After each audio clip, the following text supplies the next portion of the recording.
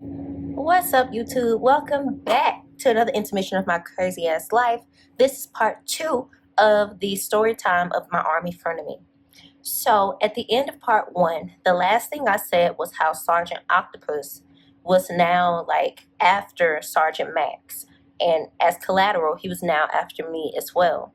In the last episode, I talked about how Sergeant Octopus was talking to Soy Sauce, right? Who was my best friend at the time. So after that, a whole lot of stuff went down. Skipping fast forward with the relationship between me and Sergeant Max as it started to develop, right? Now, I told y'all in part 1, I don't know if I did or not, but some of the backstory was I was engaged to be married to somebody, and I was going to move to go stay with him once in the Army, you move once you get married, or you can choose to move. It's called the compassion. I forgot, but it was something to do with that, right?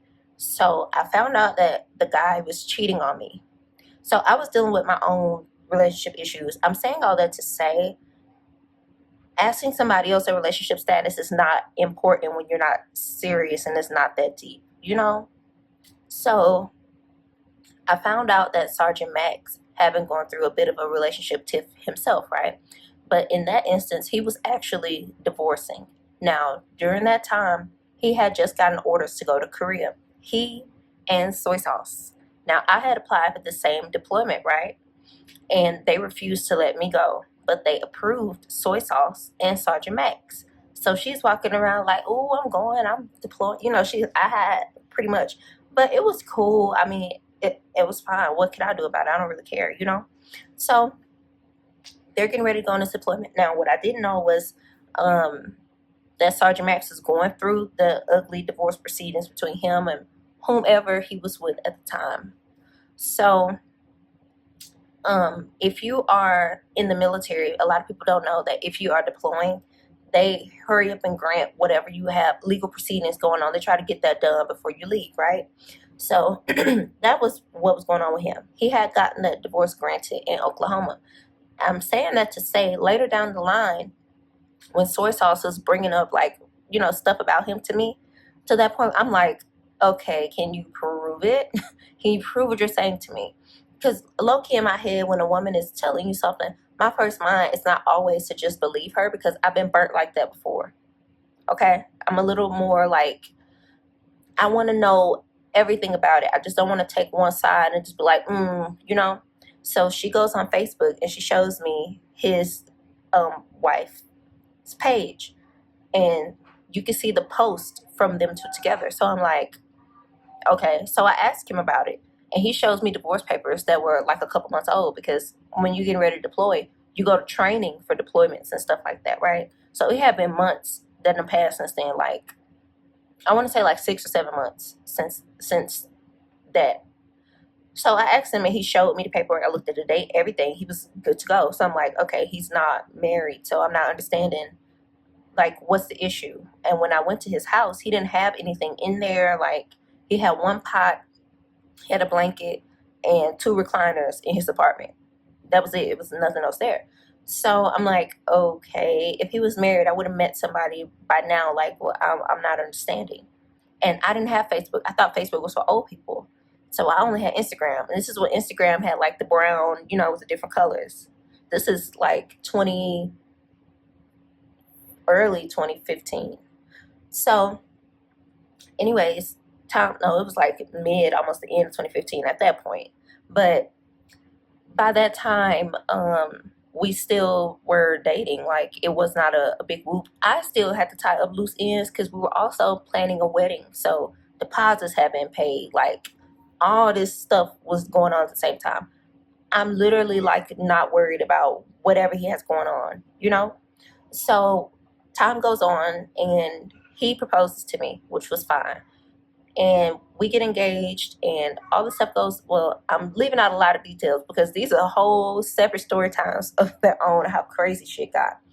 But the whole time, I did not find out that Soy Sauce and Sergeant Octopus had went to our boss and said that we were dating, or they thought not dating, but they said that we had an inappropriate relationship. Now, in the military, the quote unquote inappropriate relationship, they say that perception rules. Whatever people can see or assume is what they believe. So when you get a higher rank or whatever, people tell you to like not deal with nobody that you knew. So think about it like this. Think about everybody enters high school and you go to, for people from middle school to high school, y'all in the same grade and everything. And then they come up with this promotion program, right? And your best friend gets promoted. You can't be friends with her no more because they got promoted, if that makes sense with you. So most people don't really follow the rules. They just make sure they don't get caught. And most people don't really give a fuck. It's a job, right?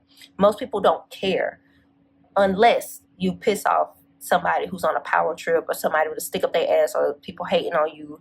Then you start getting these random reports and, messy ass workplace drama when you should have other shit to worry about, right?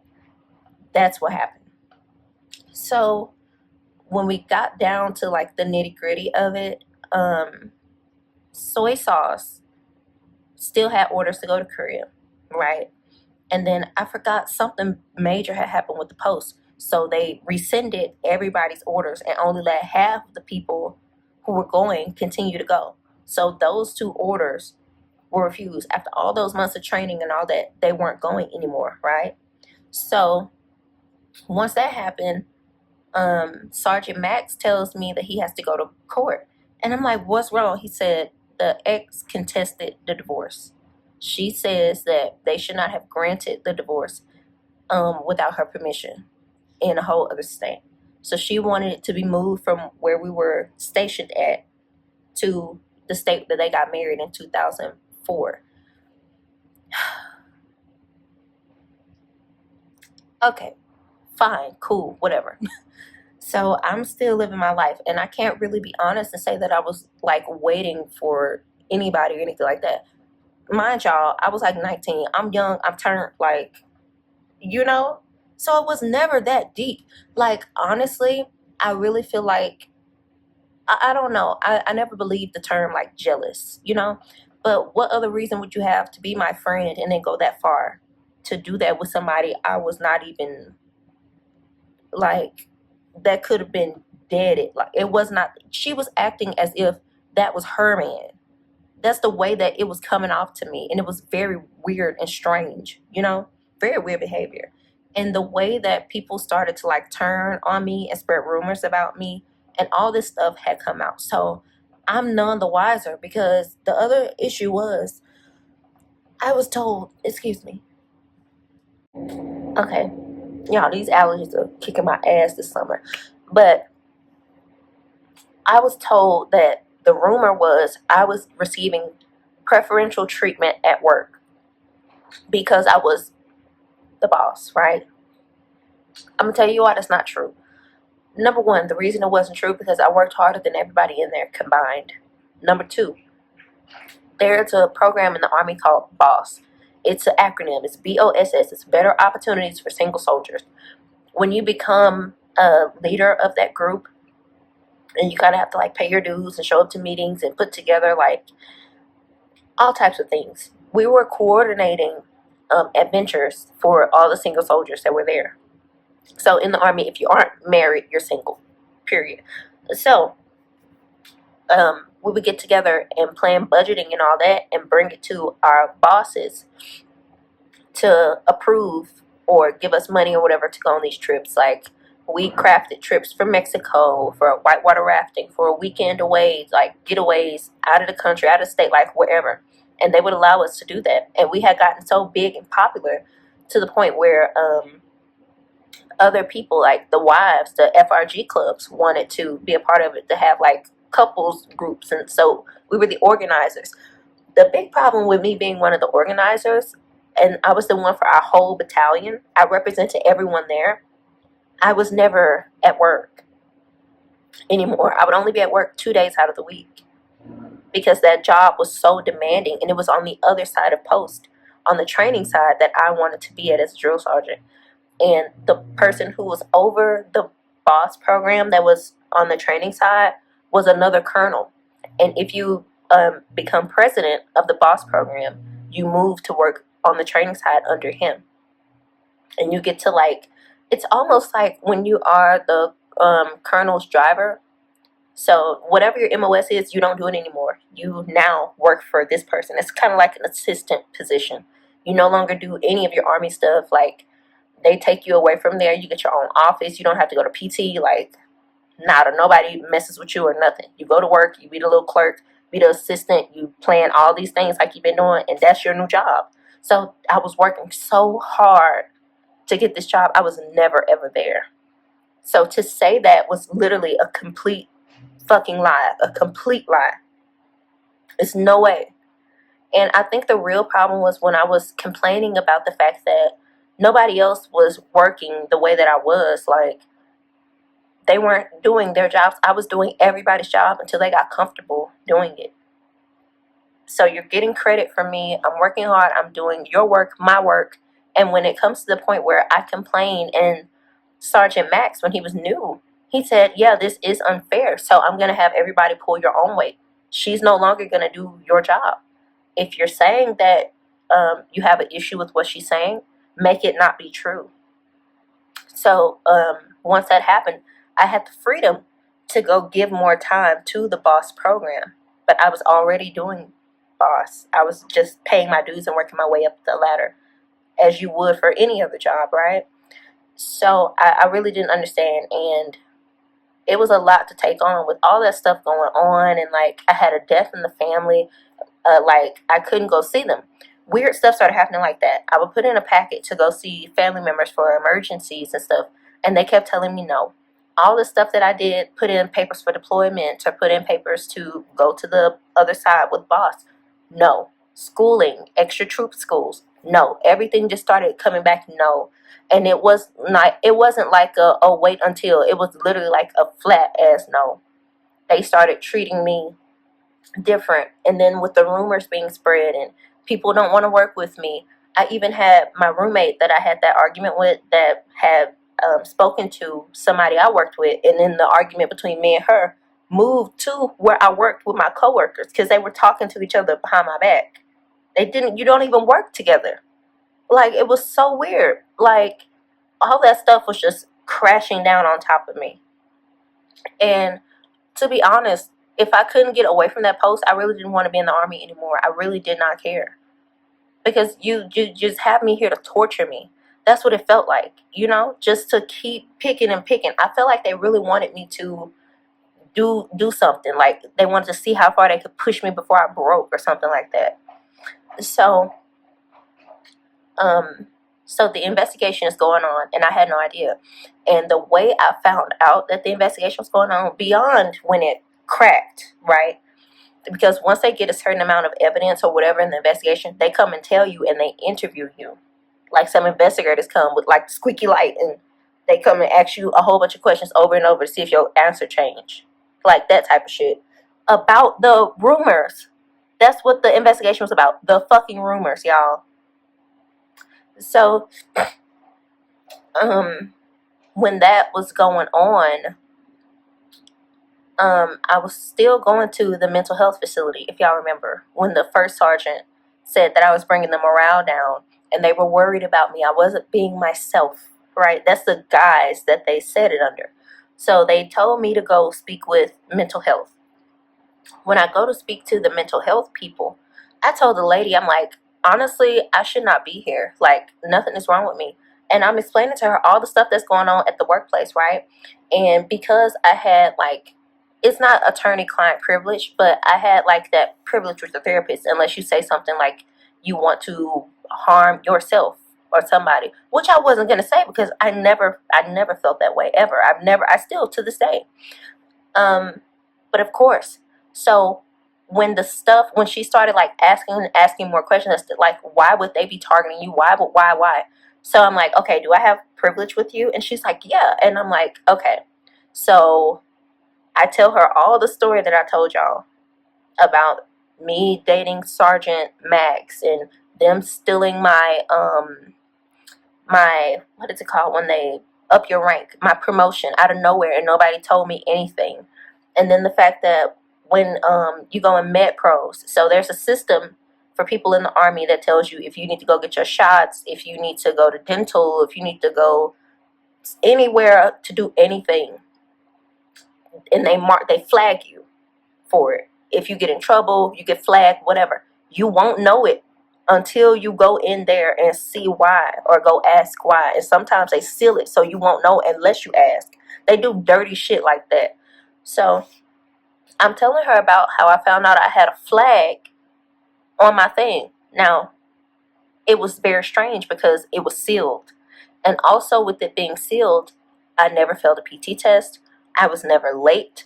I never had so much as a negative counseling statement as of yet. None of that has happened yet.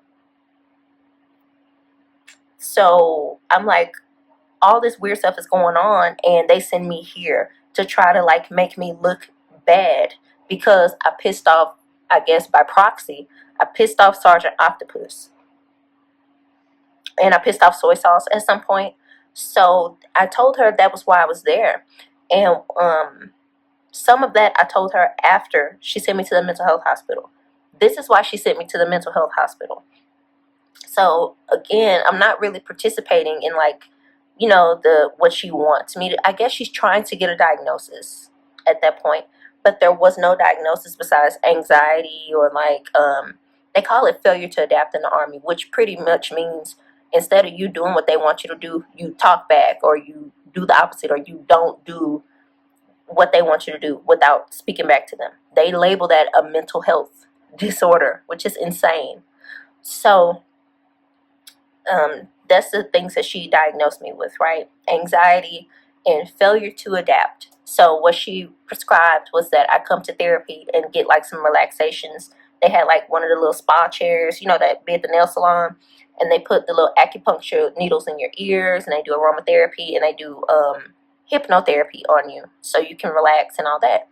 So she sends me to that for a couple of sessions, and I'm like, I don't need to be here. Like, I'm starting to get more angry with her and annoyed at the fact that you keep making me leave from my boss programs when I'm like this close to being president. It's only me and another person, and we're like neck and neck to get this position.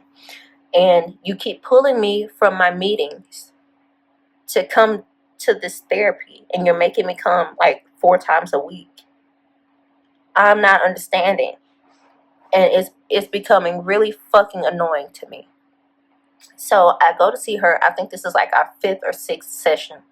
And I say, I really think that they would regret treating people this way if they knew how it affected them. And she's just typing on the computer. She has her back to me. And she's just typing. She's like, what do you mean? And I said, like, if something were to happen to me and I wasn't here anymore, and they realized how they treated me, when I'm not here. And she's like, what? And I said, like, if I walked across the street and I got hit by a car, some freak fucking accident happened or something, they would regret treating me that way. Y'all, she stopped what she was doing, and she was like, what do you mean by that? And I fucking saw her go under the table and do that. And before I knew it, a knock at the door. And when the door opened, it was 2 big guys. They had on gloves and like green polo button-down shirts that was tucked into their pants. And they were like, ma'am, come with us, please. And I looked at her and I'm like, am I going to jail? Like, did I say something for me to go to prison? I'm thinking like they want me to go to jail. I think that's every black person's head. They like, jail. But they were like, stand up, put your hands behind your back. And I'm like, and the man was like, ma'am, please get up. Like, he was getting loud with me. And I'm looking at her like, what is going on? And she was like, this is for your own good. Please go with them voluntarily. If you don't go voluntarily, it's going to be really bad for you. And I don't want that for you. And I'm like, so I get up. And mind you, when you leave, like, from all the way from down the hall, it literally looks like a mental health clinic with all the chairs and the people in the lobby. They fucking walked me out from the people in the lobby, like in front of the people in the lobby, to this white van. And the white van had like this dark ass tent, and they put me in the back and set me down and just drove me somewhere. Come back for part 3.